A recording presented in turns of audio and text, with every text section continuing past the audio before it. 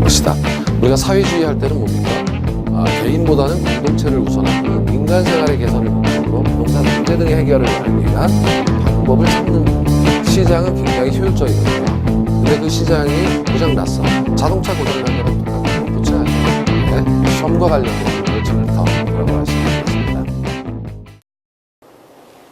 안녕하십니까. 자, 이번 시간은 27강이에요. 이제 주택금융의 변동금리와 우리나라 주택금융제도 그리고 자산유동화에 관해서 살펴보기로 하겠습니다. 변동금리는 이제 고정금리에서 문제가 생겼죠. 금리 변동 리스크를 대출기관이 지잖아요. 그래서 시장금리 연동시키겠다. 그래서 금리 위험이 대출금융기관에서 차입자로 전가된다라는 데 의미가 있어요. 그리고 방법은 이 금리를 그럼 어디 연동시키는가? 기준금리, 인덱스라고 하는 지표금리 하나 찍어가지고 여기에 연동시키겠다. 얘가 변할 때마다 차입자가 내게 되는 금리를 바뀌게 하겠다. 그리고 조정주기도 물어보는데 시험에서 조정주기가 길다는 것은 날마다 조정시키는 건 아니고 이렇게 조정주기를 두어서 3개월이냐 6개월이냐 그래서 조정주기가 길수록 어때요? 차입자는 대출기관 이것도 못하네요. 대출기관의 위험은 더 커지는 거죠. 왜냐하면 변동을 못 시키기 때문에 이렇게 이제 정리하시면 되겠습니다. 자, 그래서 구체적인 내용을 보면 시장금리를 지표금리 혹은 기준금리라고도 하는데 여기에 연동시켜서 대출 조건이 계속 조정된다 그랬어요. 그럼 시장금리가 뭐냐라고 하기 위해서는 그 유통수익률을 의미하는데요. 그러니까 매매할 때 적용되는 금리를 의미해요. 채권도 시세가 존재하고 매매를 하거든요. 다시 말해서 자 앞으로 받게 될 이자 여기까지는 받았어요. 가령 채권이 10년 만기 채권이 있는데 이자를 가령 100만 원씩 받기로 했다. 근데 4년을 받았다. 그 6년 받을 게 남아있다. 10년 만기 중에 100만 원씩. 그러면 이 채권의 가치는 앞으로 6년간 받을 100만 원의 현재 가치입니다. 그러니까 예를 들어서 100만 원에다가 가령 이 100만 원을 현재 가치한다 이거예요. 그럼 1 플러스 R에 N승분의 1. 뭐 이렇게 해서 곱하는 거 아니겠습니까? 요 R이 유통수익률이에요. 그러니까 다시 말해서 할인율이에요. 채권을 할인하는. 그런데 상황이 안 좋아지면 금리가 올라가겠죠. 그럼 채권의 가치가 떨어지겠죠. 인플레이션이 발생한다 올라갑니다. 전쟁이 날 것 같다 폭등합니다. 외환위기가 왔다 폭등합니다. 그래서 채권의 가격이 폭락하는 거예요. 이건 뭐 미리 이미 설명을 드린 건데 여기서 이제 제가 말씀드리고 싶은 거는 시장금리는 계속 경제 여건을 다 반영하면서 변한다 이거예요. 그 변하는 것에 연동시키면 은행 입장에서는 위험을 차입자한테 전가시킬 수 있다 이거죠. 그러면 다른 조건이 일정하다면 최초 설정되는 금리는 고정금리보다는 변동금리가 낮겠죠. 은행이 부담하는 위험이 작기 때문에 작은 만큼 금리가 낮게 설정될 수 있는 겁니다. 자, 기준금리는 그럼 어떤 게 있는가? 기준금리는 양도성 예금증서 CD라고 하죠. 거기 유통수익률 아까 설명드렸어요. 그냥 줄여서 CD금리라고도 하는 거고 최근에는 자금조달 비용지수 해가지고 호피스 금리가 많이 사용된다. 그래서 이러한 기준금리만 받는 것이 아니라 차입자가 신용도도 있고 위험한 요소들도 있으니까 거기서 더해서 스프레드 혹은 마진을 더해서 받겠다 이런 뜻입니다. 그래서 이렇게 조정주기가 3개월이냐 가령 6개월이냐 이거에 따라서 차입자의 위험, 대출기관의 위험은 달라질 수 있는데 조정주기가 짧을수록 차입자는 위험이 커지는 거예요. 그리고 대출기관의 위험은 감소하는 겁니다. 조정주기가 짧을수록 그냥 바로 시장 상황의 위험을 전가시켜 버릴 수 있기 때문에 자 이런 내용이고요. 자 우리나라 이제 그러면 대출 변동금리 제도를 한번 살펴보면 CD금리 많이 하죠. CD금리와 코픽스 두 개 많이 해요. 그래서 기준금리가 CD금리냐 아니면 코픽스 금리냐 이렇게 해서 이제 나눠지는 거고 거기에 가상금리가 더해진다 이런 뜻입니다.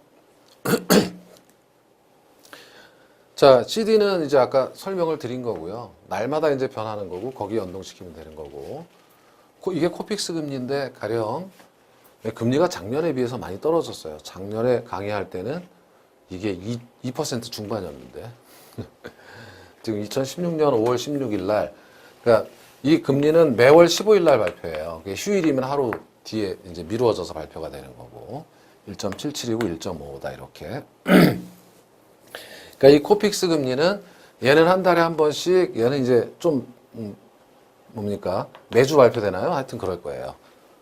그래서 여기에 연동시킨다 이겁니다. 이 금리에. 예. 자, 그런데 여러분을 헷갈리게 만드는 것은 이 코픽스 금리가 잔액 기준 코픽스가 있고 신규 취급액 기준 코픽스가 있다는 것이 여러분들을 혼란에 빠뜨리죠. 좀 머리 아프게 만드는 거예요. 잔액 기준 코픽스라는 것은 가령 A은행이 있는데 뭐 10년간 또 좋아요. 과거에 딱 예적금 받은 거 다 평균 내보니까 뭐 3%다. 3%에 조달했다. 그 예적금을 3%씩 주고 그걸 받아다가 이제 대출해줘서 예대마진을 얻으려고 하는 거겠죠. 네, 이런 겁니다. 그래서 정보 제공 은행들은 9개 시중은행이 있고요. 그 자금 조달 잔액에 적용된 금리를 평균한 주수다. 이게 10년이든 20년이든 지금 남아있다면 그걸 적용하는 거고요. 반면에 신규 취급액은 최근 한 달 만이에요. 한 달에 한 번씩 발표하는데 월 중에 한 달 동안에 조달한 지수만 이제 보는 거예요. 지금 요걸 보면은 잔액 기준보다 신규 취급액이 떨어졌다는 것은 최근 금리가 하락하고 있다 이런 의미로 볼 수 있겠죠. 네. 그래서 가중평균한 금리다 이렇게 보는 거고 단기 코픽스는 그냥 참고적으로 상계월물 자금이니까 단기적인 금리가 어떻게 되는 건지를 이제 보는 겁니다. 주로 이 두 개가 주택 자금 대출에 활용되는 거죠. 근데 이제 여기서 보게 될 게 지금은 금리 하락기잖아요. 금리가 꾸준히 하락하고 오를 기미를 보이지 않고 있죠. 경기가 좀 활성화해야 돼야 오를 텐데 지금은 경기 자체가 일본처럼 20년 장기 침체로 들어가는 거 아니냐. 이건 뭐 경기 순환 변동상 이 하강기가 아니라 장기 침체로 들어가면 아주 심각한 수준인 거 아니냐. 이런 얘기가 나오고 있어요. 그러니까 금리는 오르지 않을 거예요. 그렇죠? 그렇게 본다면, 그게 사실이라면. 그러니까 보면은 자 신규 취급의 코픽스 금리는 변동성이 높아요. 한 달 것만 반영하니까. 얘는 뭐 10년이든 20년이든 오랜 기간 동안 반영한 거기 때문에 변동성이 그렇게 높지 않아요. 변동성이 낮아요. 그러니까 예를 들면 자 금리가 하락하는 기기에 잔액 기준은요. 이렇게 서서히 하락할 것이고 신규 취급액은 빨리 하락할 거예요. 그러니까 금리가 하락할 때 자 가령 이 시점에서 잔액 기준은 잘 하락하지 않으니까 신규 취급액을 해야 돼요. 반면에 금리가 상승할 때도 잔액 기준은 서서히 상승하고 신규 취급액은 빠르게 상승하겠죠. 최근 한 달만 반영하니까. 그래서 금리 하락기냐 금리 상승기냐에 따라서 달라지겠죠. 금리 하락기는 신규 취급액이 유리해요. 상승기에는 불리하고. 상승기에는 어때요? 차입자 입장에서는 어떻습니까? 잔액 기준이 낮죠. 예.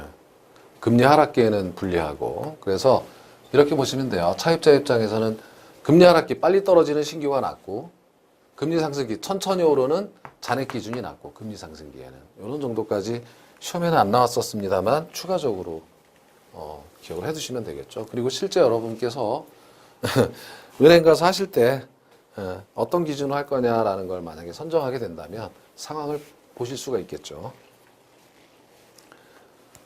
자, 그 다음에 이제 변동금리 대출에서는 이자율 상한 뭐 이것도 한두 번 나왔었는데 이건 뭐냐면 변동금리에서 금리가 만약에 한없이 올라간다면 지금 현재 뭐 2% 제가 2.99에 빌렸어요. 얼마 전에 담보대출을. 갑자기 이게 풀려가지고 만약에 20%까지 올라가면 죽는 거예요. 만약에 그렇다면 죽는 거죠. 외환위 같은 경우는 이렇게 될 수 있어요. 예, 할인율이 커져서 채권 가격 폭락. 이게 할인율이니까. 안 되겠다. 그럼 예를 들어서 5%까지 상한선을 두어서 이상 안 받을게 이렇게 하면 되잖아요. 그 대신 이제 2.99보다 좀 더 내. 이상 안 받을 테니까 한 3.5 내. 그럼 5% 이상은 안 받을게. 이렇게 할 수 있는 거잖아요. 이것이 금리 상한선을 두는 거고, 그럼 금리 상한선을 둔 이 상품은 이자율 상승으로부터 차입자를 보호하기 위해서 두는 거다라고 생각하시면 되겠습니다. 자, 이자율 수합이라는 것도 있는데, 수합도 한 차례 19에 있었던 것 같아요. 수합은 이제 바꾸는 건데, 이거는 금리 변동 위험을 은행이 전가시키는 제도예요. 그러니까 예를 들어서 고정금리와 변동금리를 교환하는 거래인데, 이거는 상품 전체를 교환하는 게 아니라 자기가 갖고 있는 포지션만큼 반대 포지션을 수합시장에서 거래한다, 뭐 이런 건데요. 개념만 보시면, 자, 변동금리 채권과 고정금리 채권의 거래인데, 예를 들어서 금리가 상승하는 것으로 예상되는데 고정금리 채권을 갖고 있는 변동기관은 이거 변동금리로 바꿔야 되겠죠. 수합시장에 가서 변동금리 채권을 사버리면 되는 거예요. 사고, 만약에 금리가 하락할 것으로 예상이 되면 어때요? 변동금리 채권을 갖고 있는 은행이 금리가 하락할 것으로 예상하면 고정금리로 바꿔야죠. 빨리 더 안 떨어지게. 이렇게 여러분께서는 이자율 수합은 은행 등 대출기관이 금리 변동 위험을 해지할 수 있는 그 수단으로 활용될 수 있다라는 정도. 이건 시험에 나오지도 않았어요. 지금 한번 해보면 물가에 연동시켜가지고 금액을 조정한다. 대출 잔액을. 이것은 인플레이션을 예측할 수 없기 때문에 그 인플레이션이 딱 발생했다. 소비자 물가지수 상승률만큼 잔액을 올리겠다 이건데 이거 누가 해겠어요 이거? 뭐 이런 쪽으로 존재하는데 실제는 없어요. 이런 거는 없는 것 같아요 지금. 그래서 이렇게 물가 연동. 자, 그 다음에 이제 우리나라 제도가 주택연금 제도가 이따금 나오게 됩니다. 주택연금은. 그래서 이것은 뭐냐면 자, 이런 거예요. 차입자가 주택을 소유하고 있어요, 이미. 집을 사기 위해서 돈을 빌려주는 게 아니라 주택을 보유하고 있으면 그것을 담보로 해서 은행이, 대출기관이 조금씩 집을 사는 거예요. 적금 부으면서. 나중에 집으로 가져가는 거다. 뭐 이렇게 보시면 되겠어요.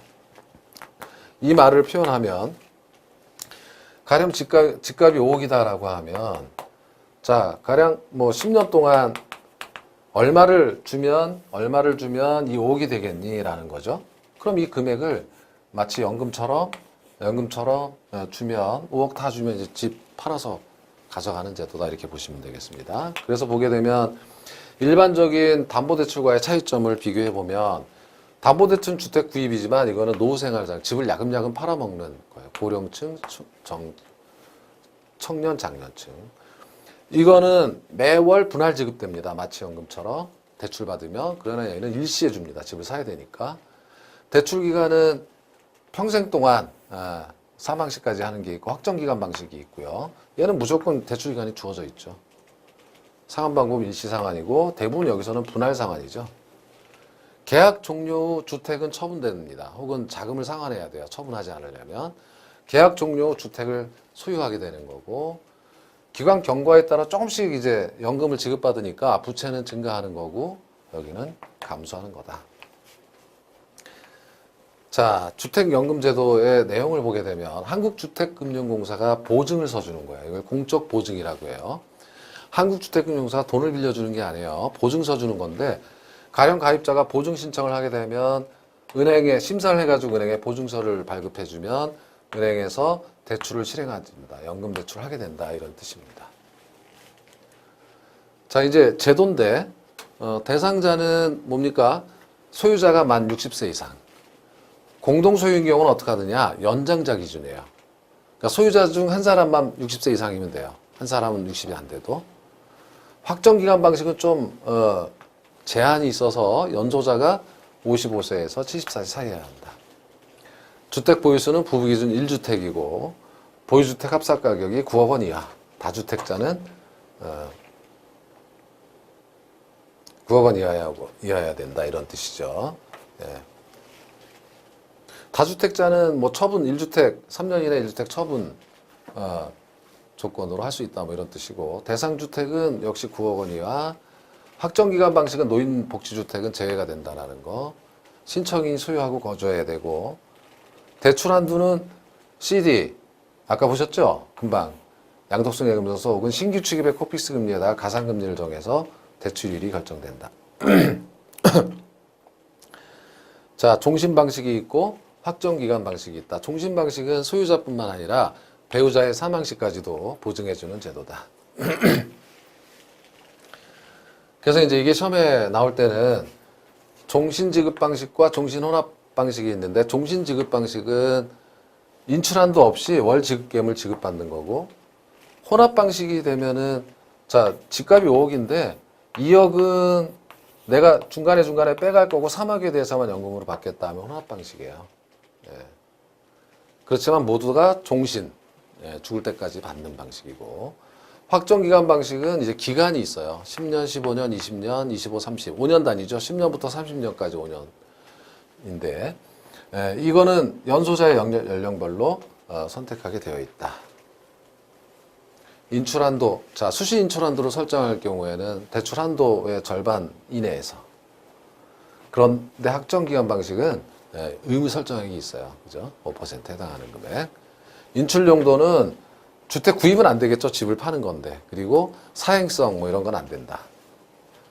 자, 연소자 기준으로 월 지급금이 산정되고, 연금 지급 종료 사유는 사망, 채무인수 불이행 등 뭐 이거 당연한 내용이에요. 소유권 상실, 뭐 확정 기간이 만료되면 연금 지급이 종료되고, 상환 방법 및 금액을 보게 되면 전부 또는 일부를 상환할 수 있고, 이때 수수료도 없어요. 중도 상환 수수료 여기는 없는 거고요.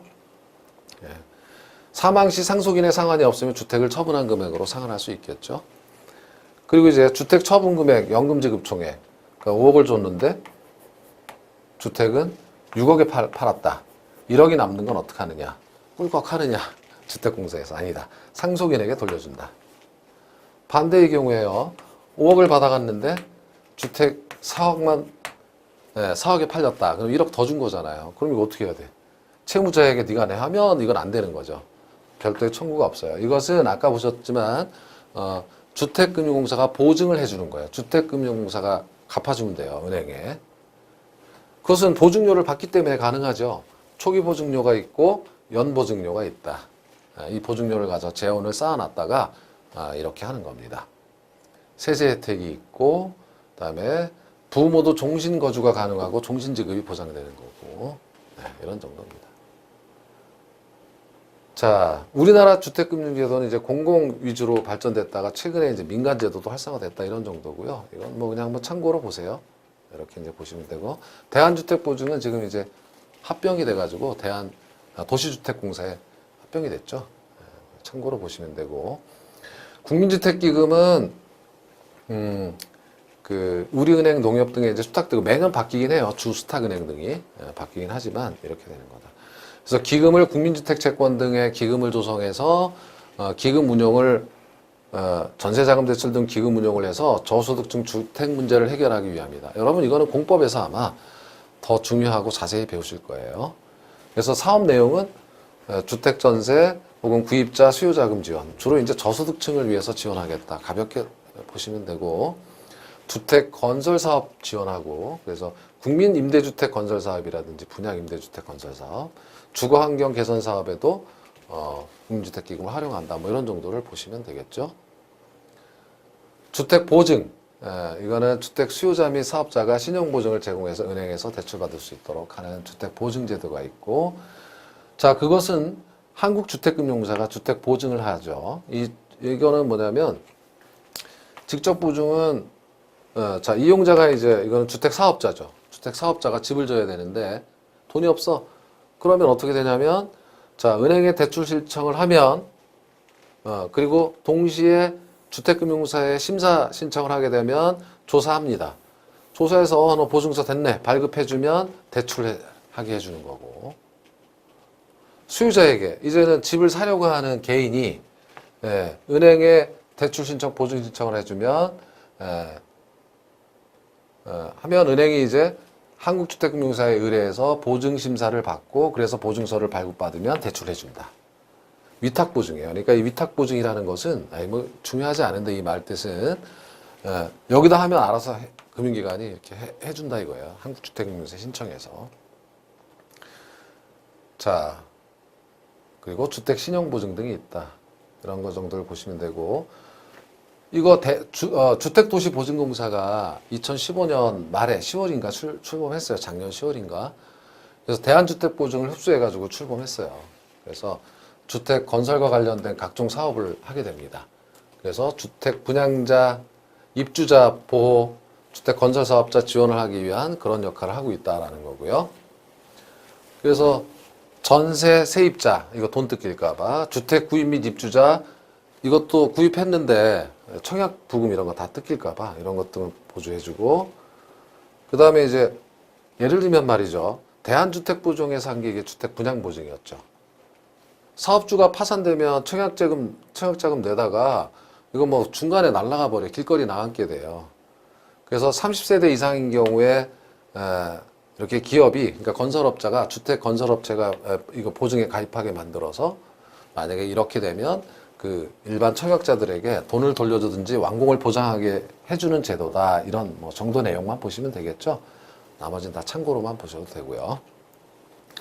입주자 저축제도는 제도가 바뀌어가지고 이제 뭡니까? 나머지들이 사라졌어요. 주택 청약 부금이라든지 이런 것들이 없어지고 주택 청약 종합저축만 남아 있어서 입주자 저축제도도 활용되고 있다. 이 정도입니다. 자, 이번에 이제 2장으로 와서 부동산 유동화 제도를 보게 되는 건데, 유동화 제도라는 것은 이제 부동산뿐만 아니라 유동화 제도 자체가 97년 외환위기로 인해서 기업이 부도하죠. 금융기관 부실하죠. 이걸 해결하기 위해서 자산 유동에 관한 법률을 제정해 놓고, 그래서 기업이나 금융기관이 장기간 묶여있는 자금, 이것을 일시에 현금화하게 해준 제도예요. 그래서 외환위기를 극복했다. 이런 거고. 그래서 종류는 현금 흐름이 발생하는 모든 자산은 유동화가 가능합니다. 그러나 우리가 이제 주목할 것은 주택 저당 채권을 주로 이제 보시면 됩니다. 다음 시간에 보게 될. 그래서 지금 이번 시간에는 그냥 원리만 좀 보자 이거예요. 빠르게. 가령 어떤 자동차 회사가 1,000억을 할부 판매했는데 3년 만기로 이자를 5%로 판매했어요. 근데 지금 위기가 왔어요. 외환위기가. 그러니까 돈이 필요한데 부도나게 생겼어요. 근데 팔았잖아요. 1,000억이 있잖아. 받을 돈이. 그럼 어떡합니까? 이거를 그냥 어떻게 팔면 좋겠죠. 시장에. 예. 여기에는 차입자가 원리금 상환을 하는 돈이 있기 때문에 이걸 외부에 팔 수가 있어요. 그걸 팔게 해준 겁니다. 그래서 기업이나 금융기관이 장기간 묶인 자금을 일시 현금화시키는 것을 유동화라고 하고, 방법은 이렇게 비유동성, 3년 동안 묶여있는 비유동성 자산을 판매하기 용이한 형태의 증권 형태로, 자산 유동화 증권이라고 하는 거, 그것을 우리는 ABS라고 하는데, Asset Backed Securities 해가지고 이렇게 만들어서 현금화시켜서 기업이 회생할 수 있도록 하는 제도다라고 보시면 돼요. 그래서 특징은 가볍게 읽어주시면 되겠죠.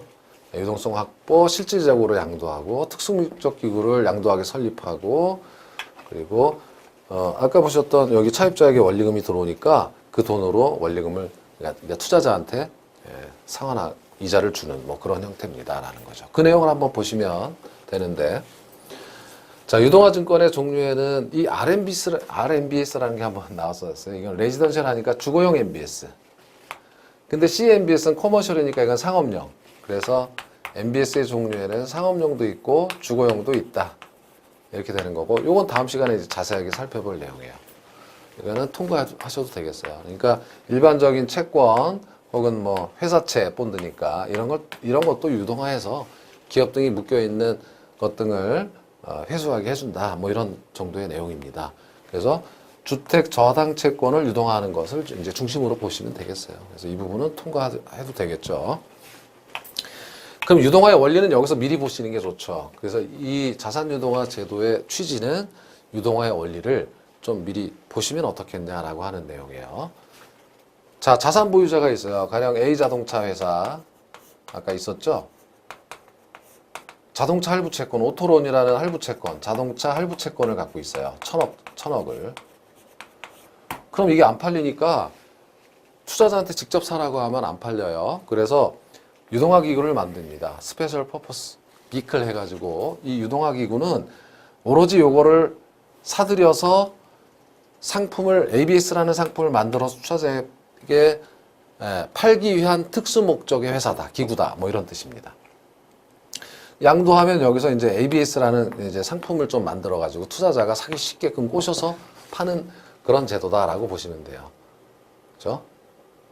자, 자산 보유자란 아까 보셨던 뭐 자동차 할부 채권일 수도 있고 금융기관일 수도 있고 금융기관은 돈을 빌려주잖아요. 뭐 이런 내용이고 유동화 기구는 여기서 이제 한 기업으로만 사들일 수도 있지만 여러 회사들로부터 사들여서 그래서 이것을 풀링이다 이래요. 모아서 특수 목적 기구다. 그래서 유동화 기구에는 자산 유동화에 관한 법률에 의한 유동화 전문회사, 특수 목적 회사가 있고 신탁업자도 할 수 있어요. 이거는 자본시장법에 의해서. 그리고 주로 이제 서류상의 회사죠. 실체는 없고 일은 뭐 여기서 다 해주면 되는 거니까. 그러면 여기 투자자를 어떻게 꼬시느냐? 여기 보증을 서줘요. 여기서 잘못되면 물어줄게. 절반만큼 물어줄게. 뭐 이렇게 할 수도 있는 거죠. 신용보강이라고 합니다. 혹은 경우에 따라서 다 물어줄게 할 수도 있는 거예요. 그럼 투자자 입장에서는 이 수익성이 있는 채권인데 여기 안정성이 더해주니까 살 수 있다 이런 거죠. 자본시장의 투자자, 주로 기관 투자자, 펀드, 보험회사 뭐 등등. 자, 되셨고 그러면 얘가 페이퍼 컴퍼니인데 그럼 누가 일을 해주냐? 자산관리자한테 맡기면 돼요. 그러면 채권 추심, 돈 안 내면 여기 채권 추심하고 자산관리를 해줍니다. 그리고 기타 등등 업무를 해주는 업무 수탁자도 있다. 이렇게 한 번씩만 참고해 주시면 되겠죠. 자, 그래서 보시면 되고. 근데 유동화 신탁이라는 것도 존재하는데 이 유동화 신탁이라는 것은 여기 유동화를 할 수 있는 기관이 유동화 전문회사뿐만 아니라 신탁업자도 가능하다. 그래서 잠시 후에 다음 시간에 여기 이제 그 자기 신탁을 합니다. 한국주택금융공사는 신탁에 의한 발행이다 그래요. 자기 신탁할 수 있게 특례를 줬어요. 신탁업자 뭐 외부 제3의 기관한테 맡기지 않아도 된다 이런 뜻입니다. 그래서 지금 내용은 자 다음 시간에 뭐냐면 이 자산 보유자가 은행이고 은행이 이 자산은 주택저당채권이라는 모기지를 발행하고 있고 이거 20년 30년이니까 이것을 유동화기구에 넘기고 유동화기구란 한국주택금융공사가 되는 거고 한국주택금융공사는 자기 신탁을 통해서 이제 ABS를 발행한다. 뭐 이런 내용을 이제 보시게 된다라는 겁니다. 자, 그래서 자산 유동화를 통해서 어떤 효과가 있을까라고 하면 재무구조가 개선되죠. 부실채권 팔았잖아요.